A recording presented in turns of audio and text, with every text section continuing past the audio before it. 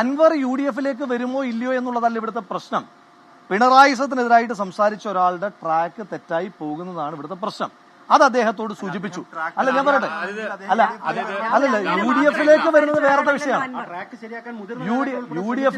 UDF-ലേക്ക് വരേണ്ടത് അല്ല, അൻവറിനെ കൺവിൻസ് ചെയ്യാനൊന്നും മുതിർന്ന നേതാക്കൾ ശ്രമിച്ചിട്ടൊന്നുമില്ല. അൻവറുമായിട്ട് സംസാരിക്കുക മാത്രമാണ് ചെയ്തത്. ഞാൻ എന്താ ചെയ്യുന്നത്, അൻവറിനോട് വ്യക്തിപരമായി പറയുകയാണ്, നിങ്ങൾ എടുക്കുന്ന തീരുമാനം വൈകാരികമാണ്. അതൊന്നും പറയേണ്ട ബാധ്യത UDF നേതൃത്വത്തിനില്ല. UDF നേതൃത്വത്തിന് ഏതെങ്കിലും ഒരു പാർട്ടിയോ ഒരു വ്യക്തിയോ അനിവാര്യതയൊന്നുമില്ല ഇവിടെ തെരഞ്ഞെടുപ്പിൽ ജയിക്കാൻ. UDF ആധികാരികമായിട്ട് ജയിക്കും, കോൺഫിഡന്റ് ആയിട്ട് UDF ജയിക്കും. ബന്ധപ്പെട്ട കാര്യങ്ങൾ സംസാരിക്കുമ്പോൾ പാർട്ടിയോട് ആലോചിക്കണമായിരുന്നു. അല്ല, അത് ഞാൻ പറഞ്ഞല്ലോ, ഞാൻ അങ്ങനെ നമ്മളൊരു കാര്യം ചെയ്യുമ്പോൾ അതിന്റെ ഇന്റൻഷൻ എന്തായാലും റോങ് ആകില്ലല്ലോ. I did it on a good intention.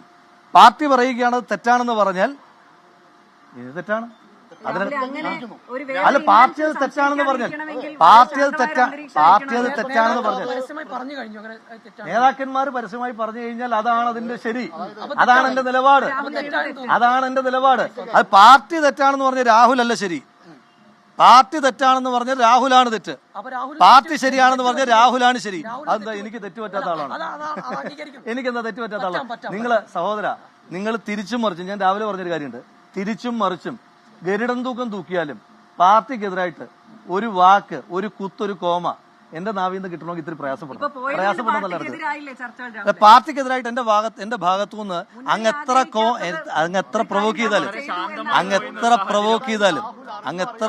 ചെയ്താലും CPM-ന് വടിയാണോ ഇല്ലയോ 23-ാം തീയതി അറിയാം. അത് പലപ്പോഴും നമ്മൾ പറയുന്ന പല കാര്യങ്ങളെ പറ്റിയും പറയാറുണ്ട്. ഇത് CPM-ന് ഗുണം ചെയ്തല്ലോ എന്ന് പറയാറുണ്ട്. ഞാൻ അടിക്കുന്ന ഒരു അടിയും CPM-ന് ഗുണം ചെയ്യില്ല. അത് 23-ാം തീയതി നിങ്ങൾക്ക് മനസ്സിലാവും. ഞാൻ എന്തായാലും ഇതിനു ശേഷം ദേശാടനത്തിന് പോകുന്നില്ലല്ലോ. 23-ാം തീയതി നമുക്ക് വീണ്ടും കാണണം. 23-ാം തീയതി കാണുമ്പം ആത്മവിശ്വാസത്തോടെയുള്ള ചിരി എന്റെ മുഖത്തായിരിക്കും.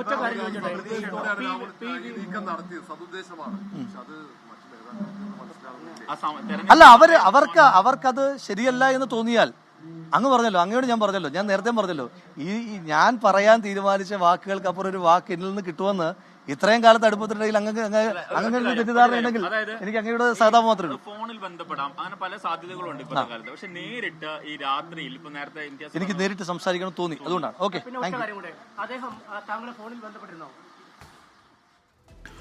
രാഹുൽ മങ്കൂട്ടത്തിൽ അതിൽ കാര്യങ്ങൾ വിശദീകരിക്കുകയായിരുന്നു. നേരത്തെ പറയുന്ന പോലെ ഈ പറയുന്ന PV അൻവർ തന്നെയാണ് നിലമ്പൂരിലെ രാഷ്ട്രീയ ചർച്ചകൾ കെട്ടുപണഞ്ഞ്. രാഷ്ട്രീയ ചർച്ച നമുക്ക് പറയാൻ പറ്റുമെന്ന് അറിഞ്ഞുകൂടാ.